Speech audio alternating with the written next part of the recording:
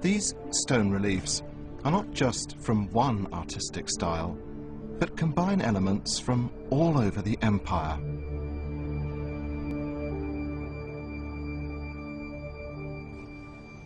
The most spectacular reliefs of all are those decorating the staircase that leads to the Great Hall of Darius. Once a year, Darius would invite ambassadors from every nation within his empire to join him here. And as they arrived, all the ambassadors passed up this staircase for their audience with the king. So this was their approach to one of the most imposing monuments in the ancient world.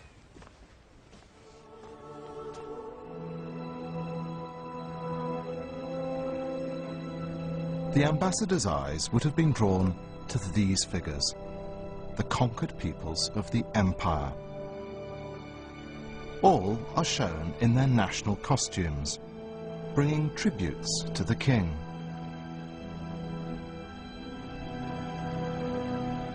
No scenes of war and retribution. They're happy to honor Darius. So Darius had found an inspired solution to his problem.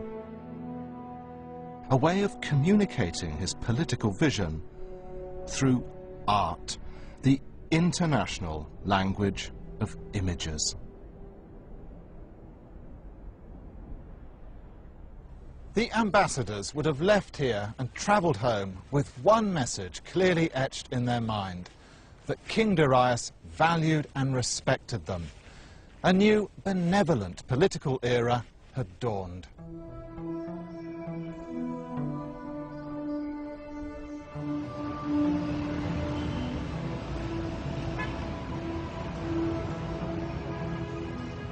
The ambassadors would have grasped Darius's message, but of course there were still millions of ordinary subjects across his empire who would never glimpse the vision of peace and prosperity inside the palace. So how could he communicate this message to them? Once again, Darius found his solution in art.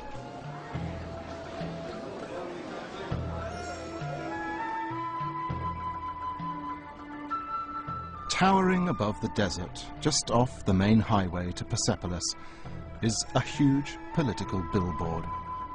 And carved on it, for all the passers-by to see, is Darius's vision of his new leadership style. It looks very impressive, but it's rather weathered now, not easy to make out the details. Let's get closer. It is the pie. All right, I got it. Yep.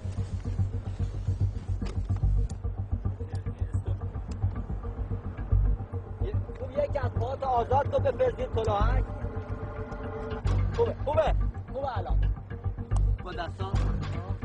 Okay. Good. That's.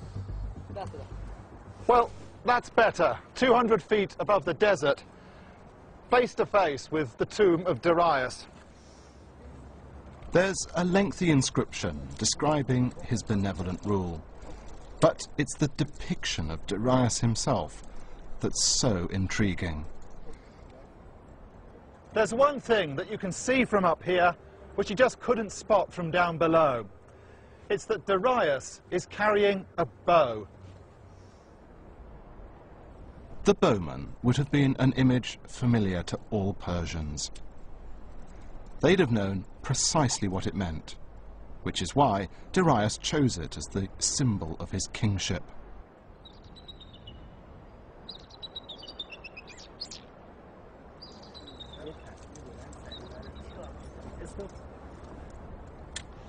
To the Persians, the archer was symbolic not just of military prowess, but of wisdom, leadership. The good archer had a sense of balance and control, qualities that were central to the concept of kingship developed by Darius. Darius the Archer.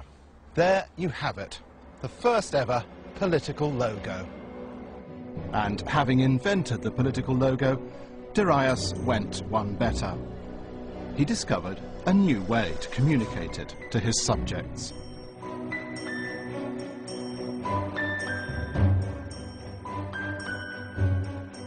Leaders throughout history would profit from his genius.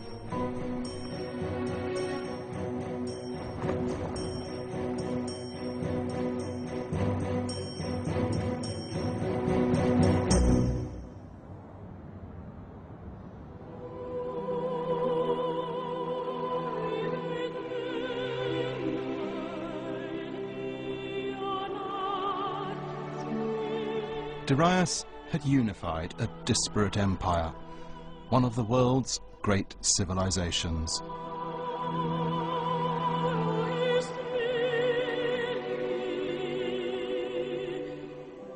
For 150 years after his death, his successors continued to use his logo and to build on his achievements.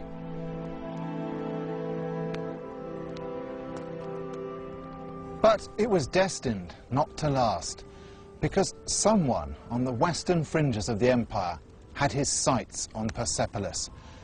He was Alexander the Great. Alexander was a brilliant military strategist. In just a few short years, he defeated the Persian armies and captured the city. But that was just the start of his ambitions. Alexander wanted much more than simply to conquer. He needed a way of uniting the Persian Empire behind him. But how, as a foreign invader, would he ever win the hearts and minds of his new subjects? Alexander understood the power of the visual techniques used by Darius, but he had to come up with an image all of his own.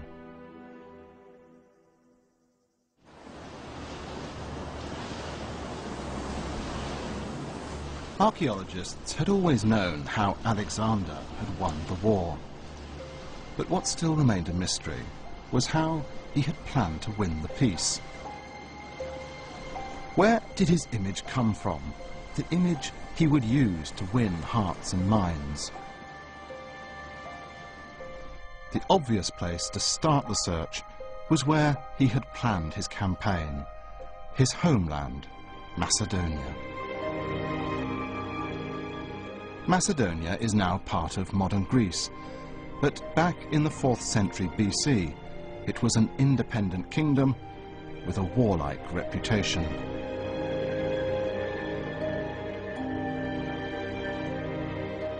The problem for the archaeologists was that little remained of Alexander's palaces. They'd already been destroyed. So they turned to the royal tombs underground.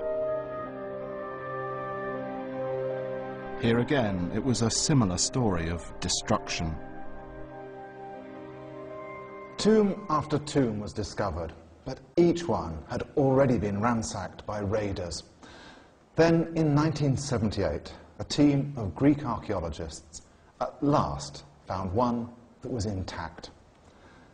It was one of the great archaeological discoveries of our time.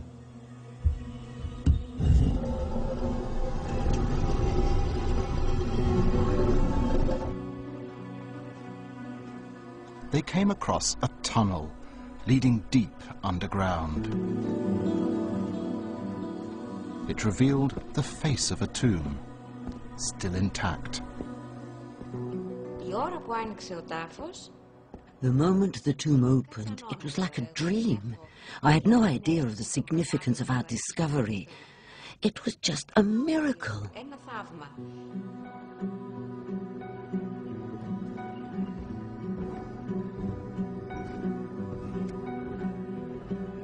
They had discovered the secret tomb of Philip of Macedon, Alexander's father. Its walls were still covered with the traces of magnificent paintings, and what awaited them inside was a huge treasure trove.